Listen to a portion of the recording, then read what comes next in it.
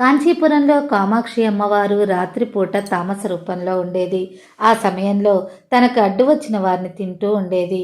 అది మానవులైనా జంతువులైనా ఏదైనా సరే ఆమె రాత్రి వేళలో సంహరించి తినేది. ఈ సమస్యను ఆపటానికి రాజు ఆదిశంకరుల వారిని సంప్రదించారు. ఆదిశంకరుల వారు సరే అని చెప్పి ఆలయ ప్రధాన ద్వారం ముందు పడుకున్నారు. అర్ధరాత్రి వేళ తామస రూపం ధరించిన అమ్మవారు ఆలయం నుండి బయటకు వచ్చింది. శంకరాచార్యులను చూసి తనను ఎదుర్కోవటానికి ఎంత ధైర్యమని గట్టిగా అరిచింది.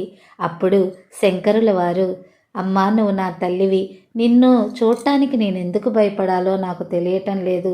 అయినా నువ్వు శక్తివంతురాలు అంటున్నావు కదా, అదే నువ్వు శక్తివంతురాలు అయితే నాతో పాచికలాట ఆడి నువ్వు గెలవాలి అన్నారు. సవాలు విసిరాడు.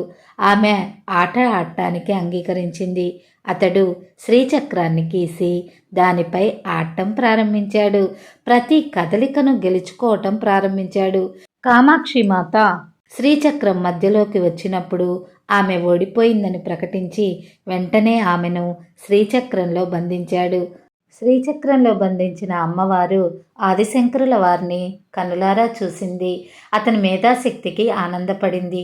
ఇది శివుడు ఆజ్ఞగా తలంచి ఆమె తన క్రూరత్వాన్ని తగ్గించుకొని ప్రశాంత రూపాన్ని పొంది ఆదిశంకరుల వారిని ఆశీర్వదించింది.